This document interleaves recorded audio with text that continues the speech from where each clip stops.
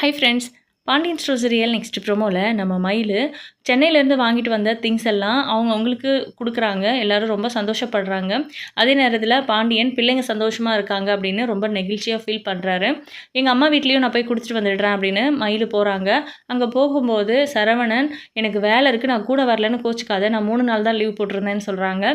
சரி பரவாயில்ல மாமா அப்படின்ட்டு மயில் மட்டும் போகிறாங்க. எனக்கு பணம் ஒரு 1000 ரூபாய் கொடுக்குறீங்களா அப்படின்னு கேட்டு, அதாவது நம்ம எதுவுமே பெருசாக வாங்கிட்டு வரல, நான் அவங்களுக்கு ஏதாவது சாப்பிட வாங்கிட்டு போகிறேன் அப்படின்னு சொல்லிட்டு, சரி ஓகேன்னு சரவணனும் அவங்க அப்பா கிட்ட வாங்கி கொடுக்குறாங்க.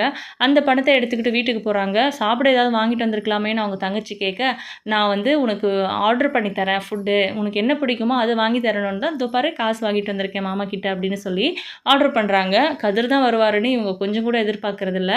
ஆனால் ஃபுட்டு எடுத்துகிட்டு வரும்போது கதிர் அண்ணியோட வீடு தானே அப்படின்னு சொல்லி என்ன கூப்பிட்டுட்டு உள்ளே போய் கொடுத்துட்டு வந்துடலாம் அப்படின்னு சொல்லி உள்ளே போகிறாங்க. அப்போ பார்த்தீங்கன்னா நம்ம மயில் தேவையில்லாத விஷயங்களை பற்றி பேசிக்கிட்டு இருக்காங்க. அதாவது வசமாக மாட்டிக்கிட்டாங்க கதிர்கிட்ட.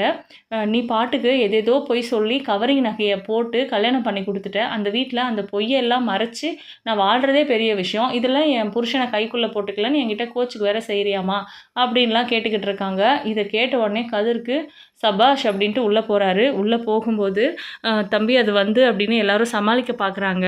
ஆனால் நம்ம மயில் இருந்துட்டு, தம்பி நாங்கள் ஏதோ பேசிகிட்டு இருந்தோம், நீங்கள் அரைகுறையாக கேட்டுட்டீங்க, பட் இந்த விஷயத்தை தப்பாக புரிஞ்சுக்கிட்டு வீட்டில் போய் சொல்லிடாதீங்க அப்படின்றாங்க. இல்லை நான் ரொம்ப கரெக்டாக தான் புரிஞ்சுக்கிட்டேன், நீங்கள் என்ன பண்ணியிருக்கீங்க என்ன சொல்லியிருக்கீங்கன்றது எல்லாமே எனக்கு புரிஞ்சிருச்சு. வீட்டில் சொல்லணுமா வேணாவாங்கிறத நான் இனிமேல் தான் முடிவு பண்ணணும். என் அண்ணனுக்கு நீங்கள் நல்ல மனைவியாக இருப்பீங்கன்னு நினச்சேன் ச்சே அப்படின்ட்டு தலையை அடிச்சுக்கிறாரு. இதோட இந்த ப்ரோமோ முடியுது.